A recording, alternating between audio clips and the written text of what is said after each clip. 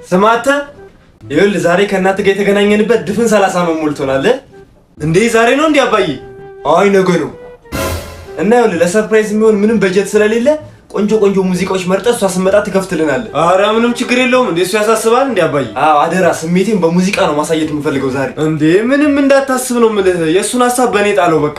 ተናግሬያለሁ። ደግሞ የዘመኑን ሊሊ ኪኪ አልፈልግም። ቆየት ካሉ ቆንጆ የፍቅር ዘፈኖች። ችግር የለም። እኔ ውስጥ የሚነካ ዘፈን ነው የምከፍተው፣ ውስጥ የሚነካ። በጣም ጥሩ። እስቲ እናያለን። እስኪ እንኳን ደህና መጣሽ የኔ ውድ ባለቤት። ምንድነው ቀምቅማል እንዴ ዛሬ? በዛሬ ቀን ምንም ትዝ አይልሽም? አይ ሀድር ደርሶ ነው አይደለም። ለነገሩ ተይው አትደናገሪ። ቀጥሎ በምከፍተው ሙዚቃ ሙሉ ስሜቴን ትረጃለሽ።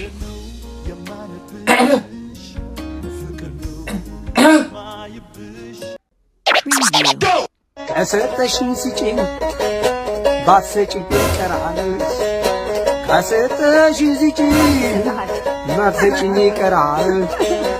እቃሽ ወራሽ የለው አብሮሽ ይቀበራል። ባለም ገና መንገድ ስሙ ነው ሰበታ።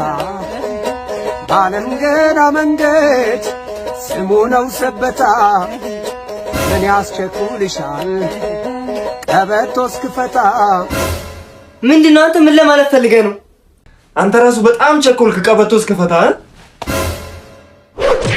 አንተ የውሻ ልጅ፣ አንተም ብሎ ልጄ ደግሞ ምን ተባብለን ነበር? አምጣው ራሴ ከፍታለሁ። አምጣው።